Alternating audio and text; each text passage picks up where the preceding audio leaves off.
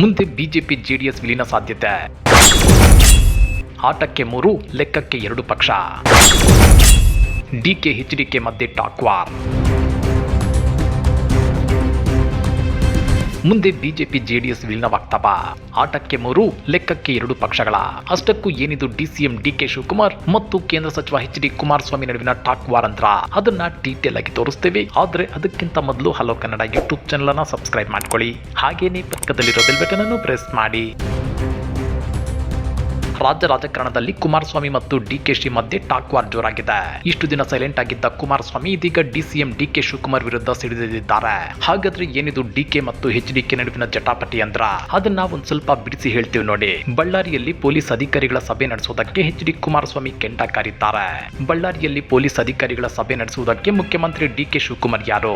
ಅವರಿಗೆ ಆ ಅಧಿಕಾರ ಯಾರು ಕೊಟ್ರು? ರಾಜ್ಯದಲ್ಲಿರೋದು ರಬ್ಬರ್ ಸ್ಟಾಂಪ್ ಗೃಹ ಸಚಿವರ ಅಂತೇಳಿ ಕೇಂದ್ರ ಸಚಿವ ಎಚ್.ಡಿ. ಕುಮಾರಸ್ವಾಮಿ ಪ್ರಶ್ನೆ ಮಾಡಿದ್ದಾರೆ. ಡಿಸಿಎಂ ಡಿಕೆ ಶಿವಕುಮಾರ್ ಅವರು ಮಂಗಳವಾರ ಬಳ್ಳಾರಿಯಲ್ಲಿ ಪೊಲೀಸ್ ಅಧಿಕಾರಿಗಳ ಸಭೆ ನಡೆಸಿದ್ದಾರೆ. ಅದಕ್ಕೆ ಗೃಹ ಸಚಿವರಿಲ್ಲವೇ? ರಾಜ್ಯದಲ್ಲಿರುವ ಗೃಹ ಸಚಿವರು ಹೆಬ್ಬೆಟ್ ಸಚಿವರ ಅಂತೇಳಿ ಎಚ್ಡಿಕೆ ಪ್ರಶ್ನೆ ಮಾಡಿದ್ದಾರೆ. ಡಿಸಿಎಂ ಡಿಕೆ ಶಿವಕುಮಾರ್ ಅವರು ಯಾವ ಅಧಿಕಾರದ ಮೇಲೆ ಬಳ್ಳಾರಿಯಲ್ಲಿ ಪೊಲೀಸ್ ಅಧಿಕಾರಿಗಳ ಸಭೆ ನಡೆಸಿದ್ದಾರೆ? ಗೃಹ ಇಲಾಖೆಯಲ್ಲಿ ಇವರ ಹಸ್ತಕ್ಷೇಪ ಯಾಕೆ? ಡಿಸಿಎಂ ಅಂದ್ರೆ ಅವರು ಮಂತ್ರಿ ಅಷ್ಟೇ. ಕಾಂಗ್ರೆಸ್ ಸತ್ಯಶೋಧನಾ ಸಮಿತಿಗೆ ಅಧಿಕಾರಿಗಳು ಯಾವ ಮಾಹಿತಿ ಕೊಡ್ತಾರೆ? ಕಾರ್ಯಕರ್ತರು ಕಾಂಗ್ರೆಸ್ ನಾಯಕರು ಘಟನೆಗೆ ಕಾರಣರಾದ ಶಾಸಕರ ವಿರುದ್ಧವೇ ಸತ್ಯಶೋಧನಾ ಸಮಿತಿಯ ಮುಂದೆ ದೂರು ನೀಡಿದ್ದಾರೆ. ಹಾಗಾದ್ರೆ ನಿಮ್ಮ ತನಿಖೆಯ ಹಣೆ ಬರಹ ಏನು ಅಂತ ಅವರು ತೀಕ್ಷ್ಣವಾಗಿ ಪ್ರಶ್ನಿಸಿದ್ದಾರೆ. ಬಳ್ಳಾರಿ ನಗರದಲ್ಲಿ ನಡೆದ ಇಡೀ ಪ್ರಕರಣವನ್ನ ಮುಚ್ಚಿ ಹಾಕಲು ಸರ್ಕಾರ ತರಾತುರಿಯಲ್ಲಿ ಕೆಲಸ ಮಾಡುತ್ತಿದೆ. ಕೇವಲ ಬ್ಯಾನರ್ ಕಟ್ಟುವ ವಿಚಾರಕ್ಕೆ ಬೀದಿಯಲ್ಲಿ ಗುಂಡು ಹಾರಿಸ್ತಾರೆ. ಮರಣೋತ್ತರ ಪರೀಕ್ಷೆ ನಡೆದ ನಂತರ ಕೊಲೆಯಾದ ಕಾರ್ಯಕರ್ತನ ಮೃತದೇಹವನ್ನ ತರಾತುರಿಯಲ್ಲಿ ಸುಟ್ಟು ಹಾಕಿದ್ದು ಯಾಕೆ? ಕುಟುಂಬದವರಿಗೆ ಅಂತಿಮ ವಿಧಿವಿಧಾನ ನಡೆಸುವುದಕ್ಕೆ ಅವಕಾಶವನ್ನು ನೀಡದೆ ಮೃತದೇಹವನ್ನ ತರಾತುರಿಯಲ್ಲಿ ಸುಟ್ಟಿದ್ದು ಯಾಕೆ? ಇದಕ್ಕೆಲ್ಲ ಸರ್ಕಾರ ಉತ್ತರ ಕೊಡಬೇಕಲ್ವೇ ಅಂತೇಳಿ ಕುಮಾರಸ್ವಾಮಿ ಅವರು ಒತ್ತಾಯಿಸಿದ್ದಾರೆ. ಇದರಿಂದ ಡಿಕೆಶಿ ಕೂಡ ಎಚ್ಡಿಕೆಗೆ ಮುಟ್ಟಿ ನೋಡಿಕೊಳ್ಳುವ ತಿರುಗೇಟನ್ನ ಕೊಟ್ಟಿದ್ದಾರೆ. ಕುಮಾರಸ್ವಾಮಿ ಅವರ ಧೋರಣೆ ನೋಡುತ್ತಿದ್ದರೆ ಸದ್ಯದಲ್ಲೇ ಜೆಡಿಎಸ್ ಪಕ್ಷ ಬಿಜೆಪಿ ಜೊತೆ ವಿಲೀನವಾಗುವ ಸಾಧ್ಯತೆ ಇದೆ. ವಿಲೀನವಾದ್ರೆ ನಮಗೂ ಒಳ್ಳೇದೆ. ನಾವು ನೇರವಾಗಿ ಬಿಜೆಪಿ ಜೊತೆ ಹೋರಾಟ ಮಾಡಬಹುದು. ಆಗ ಆಟಕ್ಕೆ 3 ಪಕ್ಷ ಲೆಕ್ಕಕ್ಕೆ 2 ಪಕ್ಷ ಎಂಬ ಗೊಂದಲ ಇರೋದಿಲ್ಲ ಅಂತೇಳಿ ಡಿಸಿಎಂ ಡಿಕೆ ಶಿವಕುಮಾರ್ ತಿರುಗೇಟನ್ನ ಕೊಟ್ಟಿದ್ದಾರೆ.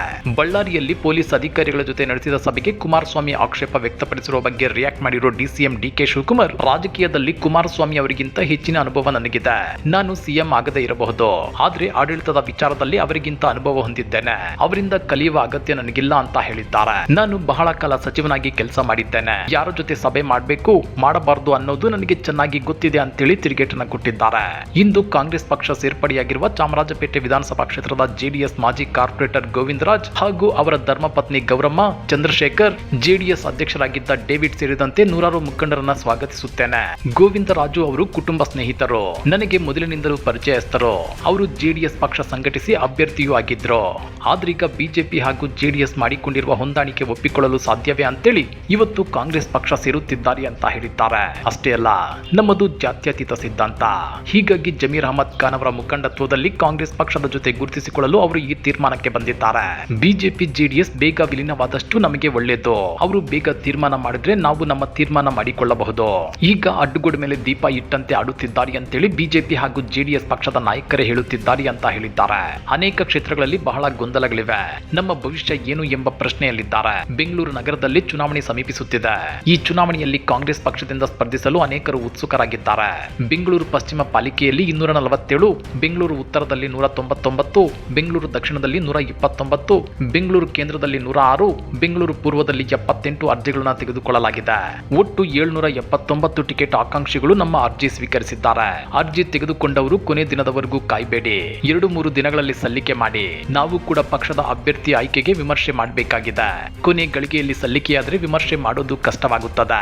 ಜನವರಿ 10ರ ಒಳಗಾಗಿ ಅರ್ಜಿ ಕೊಟ್ರೆ ನಾವು ನಮ್ಮ ತಂಡವನ್ನ ಕಳಿಸಿ ವರದಿ ಪಡೆಯಬಹುದು. ಯಾರು ವಾರ್ಡ್ಗಳಲ್ಲಿ ಕೆಲಸ ಮಾಡಿದ್ದಾರೆ, ಯಾರು ಮಾಡಿಲ್ಲ, ಯಾರು ಪಕ್ಷಕ್ಕೆ ನಿಷ್ಠರಾಗಿದ್ದಾರೆ ಅಂತ ಪರಿಶೀಲನೆ ಮಾಡಬಹುದು ಅಂತ ತಿಳಿಸಿದ್ದಾರೆ. ಬೆಂಗಳೂರು ನಗರದಲ್ಲಿ ನಮ್ಮ ಸರ್ಕಾರ ಮಾಡುತ್ತಿರುವ ಕೆಲಸವನ್ನ ಬಿಜೆಪಿ ನಾಯಕರೇ ಸ್ವಾಗತಿಸುತ್ತಿದ್ದಾರೆ. ಕುಡಿಯುವ ನೀರಿನ ಸಮಸ್ಯೆ ಬಗೆಹರಿಸಲಾಗಿದೆ. ರಸ್ತೆಗಳನ್ನು ನಿರ್ಮಿಸಲಾಗುತ್ತಿದೆ.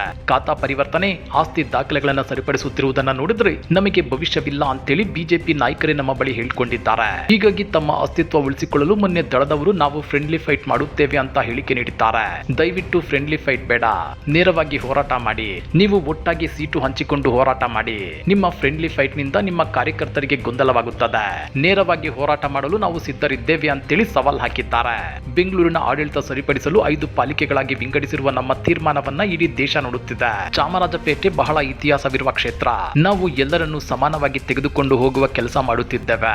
ಇನ್ನು ಅನೇಕ ಕ್ಷೇತ್ರಗಳಲ್ಲಿ ಪಕ್ಷ ಸೇರ್ಪಡೆಯಾಗಲು ಬಯಸುವವರು ನಮ್ಮ ಸಂಪರ್ಕದಲ್ಲಿದ್ದಾರೆ. ಆದಷ್ಟು ಬೇಗ ಪಾಲಿಕೆ ಚುನಾವಣೆ ಒಳಗೆ ಸೇರ್ಪಡೆ ಮಾಡಿಕೊಳ್ಳಲಾಗುವುದು. ತಡವಾಗಿ ಬಂದ್ರೆ ತೀರ್ಮಾನ ಮಾಡುವುದು ಕಷ್ಟವಾಗುತ್ತದೆ. ಹೀಗಾಗಿ ಆದಷ್ಟು ಬೇಗ ತೀರ್ಮಾನ ಮಾಡಿ ಅಂತ ಹೇಳಿದ್ದಾರೆ. ಒದ್ದು ಕಿತ್ತುಕೊಳ್ಳೋದು ನನ್ನ ಎಕ್ಸ್ಪೀರಿಯನ್ಸ್ ಅಲ್ಲ. ಡಿಕೆಶಿಗೆ ತಿರುಗೇಟು ಕೊಟ್ಟ ಎಚ್.ಡಿ. ಕುಮಾರಸ್ವಾಮಿ. ಇತ್ತ ಕುಮಾರಸ್ವಾಮಿ ಮತ್ತೆ ಡಿಕೆಶಿ ವಿರುದ್ಧ ತಿರುಗಿ ಬಿದ್ದಿದ್ದಾರೆ. ಕೊಳ್ಳೆ ಸುಲಿಗೆ, ಬೇಲಿ, ಚದರಡಿ, ಕಮಿಷನ್, ಫಿಕ್ಸಿಂಗ್, ಒದ್ದು ಕಿತ್ತುಕೊಳ್ಳೋದು ನನ್ನ ಎಕ್ಸ್ಪೀರಿಯನ್ಸ್ ಅಲ್ಲ. ಡಿ.ಕೆ. ಶಿವಕುಮಾರ್ ಅವರೇ, ಏನೋ ಜನರ ಆಶೀರ್ವಾದ ಮತ್ತು ದೇವರ ದಯೆಯಿಂದ ಸಿಕ್ಕಿದ ಅವಕಾಶದಲ್ಲಿ ಜನರಿಗೆ ಕೈಲಾದ ಸಹಾಯ ಮಾಡುವ ಹುಲು ರಾಜಕಾರಣಿ ನಾನು. ನಿಮಗೆ ಸಿದ್ಧಿಸಿರುವ ಅಂತಹ ಭಾರಿ ಅನುಭವ ನನಗಿಲ್ಲ. ವಿನಮ್ರವಾಗಿ ಒಪ್ಪಿಕೊಳ್ಳುವೆ ಅಂತೇಳಿ ಮಾಜಿ ಮುಖ್ಯಮಂತ್ರಿ ಹಾಗೂ ಕೇಂದ್ರ ಸಚಿವರಾದ ಎಚ್.ಡಿ. ಕುಮಾರಸ್ವಾಮಿ ಅವರು ಡಿಸಿಎಂ ಡಿ.ಕೆ. ಶಿವಕುಮಾರ್ ಅವರಿಗೆ ತಿರುಗೇಟನ್ನ ಕೊಟ್ಟಿದ್ದಾರೆ. ಅಷ್ಟೇ ಅಲ್ಲ, ಈ ಕುರಿತು ಟ್ವೀಟ್ ಮಾಡಿರೋ ಕುಮಾರಸ್ವಾಮಿ ಅವರು, ಡಿಸಿಎಂ ಡಿ.ಕೆ. ಶಿವಕುಮಾರ್ ಅವರೇ, ನಮ್ಮ ವಿಲೀನದ ಚಿಂತೆ ಪಕ್ಕಕ್ಕಿಡಿ. ನನ್ನ ಮತ್ತು ನಿಮ್ಮ ಆಡಳಿತ ಅನುಭವದ ಬಗ್ಗೆ ಮಾತನಾಡೋಣ. ನಾನು 2 ಸಣ್ಣ ಅವಧಿಗೆ ಮುಖ್ಯಮಂತ್ರಿ, ಅಲ್ಪ ಅವಧಿಗೆ ಪ್ರತಿಪಕ್ಷದ ನಾಯಕ, ಈಗ ಕೇಂದ್ರ ಮಂತ್ರಿ. ನೀವು ಸುದೀರ್ಘ ಅವಧಿಗೆ ಶಾಸಕ, ಅನೇಕ ಬಾರಿ ಮಂತ್ರಿ, ಈಗ ಮಂತ್ರಿ ಕಮ್ ಉಪಮುಖ್ಯಮಂತ್ರಿ. ನಮ್ಮಿಬ್ಬರ ಆಡಳಿತ ಅನುಭವದ ಬಗ್ಗೆ ನೀವು ಹೇಳೋದಲ್ಲ, ಜನರನ್ನೇ ಕೇಳಬೇಕು ಅಂತೇಳಿ ಕುಟುಕಿದ್ದಾರೆ. ಕೊಳ್ಳೆ ಸುಲಿಗೆ, ಬೇಲಿ, ಚದರಡಿ, ಕಮಿಷನ್, ಫಿಕ್ಸಿಂಗ್, ಒದ್ದು ಕಿತ್ತುಕೊಳ್ಳೋದು ನನ್ನ ಎಕ್ಸ್ಪೀರಿಯನ್ಸ್ ಅಲ್ಲ. ಡಿ.ಕೆ. ಶಿವಕುಮಾರ್ ಅವರೇ, ಏನು ಜನರ ಆಶೀರ್ವಾದ ಮತ್ತು ದೇವರ ದಯೆಯಿಂದ ಸಿಕ್ಕಿದ ಅವಕಾಶದಲ್ಲಿ ಜನರಿಗೆ ಕೈಲಾದ ಸಹಾಯ ಮಾಡುವ ಹುಲು ರಾಜಕಾರಣಿ ನಾನಷ್ಟೇ. ನಿಮಗೆ ಸಿದ್ಧಿಸಿರುವ ಅಂತಹ ಭಾರಿ ಅನುಭವ ನನಗಿಲ್ಲ. ವಿನಮ್ರವಾಗಿ ಒಪ್ಪಿಕೊಳ್ಳುವೆ. ನಿಮಗೆ ಭೂ ಕಬ್ಜಾ, ಒತ್ತುವರಿ ಕರ ತಲಮಲಕ, ಅದೇ ರೀತಿ ಮತ್ತೊಬ್ಬ ಸಚಿವರ ಖಾತೆಯನ್ನ ಒತ್ತುವರಿ ಮಾಡೋದ್ರಲ್ಲಿಯೂ ನೀವು ನಿಸ್ಸೀಮರು. ಅದನ್ನಷ್ಟೇ ನಾನು ಹೇಳಿದ್ದು. ತಾವು ಡಿಸಿಎಂ ಆಗಿರಬಹುದು, ಆದ್ರೆ ಮಂತ್ರಿ ಪದವಿಗೆ ಇರುವಷ್ಟೇ ಶಿಷ್ಟಾಚಾರ, ಅಧಿಕಾರ ವ್ಯಾಪ್ತಿ ಆ ಹುದ್ದೆಗಿದೆ ಅನ್ನೋದು ಗೊತ್ತಿಲ್ಲವೇ? ಅದಕ್ಕೇನ್ ಎಕ್ಸ್ಟ್ರಾ ಕೊಂಬು ಕೋಡು ಇರಲ್ಲ. ಇರಲಿ ಅಂತ ತಾವು ಸಿಕ್ಕಿಸಿಕೊಳ್ಳೋದಕ್ಕೂ ಬರಲ್ಲ. ನಿಮ್ಮ ಎಕ್ಸ್ಪೀರಿಯನ್ಸ್ಗೆ ಈ ಸಣ್ಣ ವಿಷಯವು ತಟ್ಟಲಿಲ್ಲವೇ ಮಿಸ್ಟರ್ ಡಿ.ಕೆ. ಶಿವಕುಮಾರ್ ಅವರೇ ಅಂತೇಳಿ ಎಚ್.ಡಿ. ಕುಮಾರಸ್ವಾಮಿ ಪ್ರಶ್ನೆ ಮಾಡಿದ್ದಾರೆ. ಬಳ್ಳಾರಿಯಲ್ಲಿ ಪೊಲೀಸ್ ಅಧಿಕಾರಿಗಳ ಸಭೆಯನ್ನ ಗೃಹ ಸಚಿವರೇ ನಡೆಸಬೇಕಿತ್ತು. ಅದು ಅವರ ಅಧಿಕಾರ ವ್ಯಾಪ್ತಿ. ಅದು ಬಿಟ್ಟರೆ ಮುಖ್ಯಮಂತ್ರಿಗಳು ಅಂತ ಸಭೆ ನಡೆಸಬಹುದು. ನೀವು ಸಭೆ ನಡೆಸಿದ್ದು ಶಿಷ್ಟಾಚಾರ, ಅಧಿಕಾರದ ಸ್ಪಷ್ಟ ಉಲ್ಲಂಘನೆ. ಇದನ್ನು ಆಡಳಿತ ಅನುಭವ, ಸೀನಿಯಾರಿಟಿ ಎಂದು ಬೆನ್ನು ತಟ್ಟಿಕೊಳ್ಳುವರ ಅಂತೇಳಿ ಕೇಂದ್ರ ಸಚಿವ ಎಚ್.ಡಿ. ಕುಮಾರಸ್ವಾಮಿ ಪ್ರಶ್ನೆ ಮಾಡಿದ್ದಾರೆ. ಹೋಗ್ಲಿ, ನೀವು ಮೀಟಿಂಗ್ ಮಾಡಿ ಅಂತ ಗೃಹ ಸಚಿವರು ಅಥವಾ ಸಿಎಂ ಸಿದ್ದರಾಮಯ್ಯ ಹೇಳಿದ್ರಾ? ಇಲ್ವಲ್ಲ. ಅದಕ್ಕೆ ನಾನು ಹೇಳಿದ್ದು, ಅವರೇನ್ ಹೆಬ್ಬೆಟ್ ಗೃಹ ಮಂತ್ರಿಗಳ ಅಥವಾ ರಬ್ಬರ್ ಸ್ಟಾಂಪ್ ಗೃಹ ಮಂತ್ರಿಗಳ ಅಂತ. ಒಬ್ಬ ಹಿರಿಯ ಮಂತ್ರಿಯ ಖಾತೆಯನ್ನ ನೀವು ಹೇಗೆ ಅಕ್ರಮವಾಗಿ ಒತ್ತುವರಿ ಮಾಡುವುದಕ್ಕೆ ಸಂವಿಧಾನದಲ್ಲಿ ವಿಶೇಷ ತಿದ್ದುಪಡಿ ಏನನ್ನಾದ್ರೂ ಮಾಡಿಸಿದ್ದೀರಾ? ನಿಮ್ಮದು ಭಾರಿ ಅನುಭವ, ಸಿಕ್ಕಾಪಟ್ಟೆ ಸೀನಿಯಾರಿಟಿ.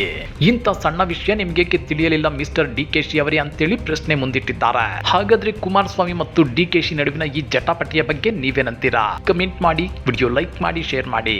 ಇಂಥ ಮತ್ತಷ್ಟು ರೋಚಕ ರಾಜಕೀಯ ಸುದ್ದಿಗಳನ್ನ ಮಿಸ್ ಮಾಡದೆ ನೋಡಬೇಕು ಅಂದ್ರೆ ಹಲೋ ಕನ್ನಡ ಯೂಟ್ಯೂಬ್ ಚಾನಲ್ ಅನ್ನ ಸಬ್ಸ್ಕ್ರೈಬ್ ಮಾಡ್ಕೊಳ್ಳಿ.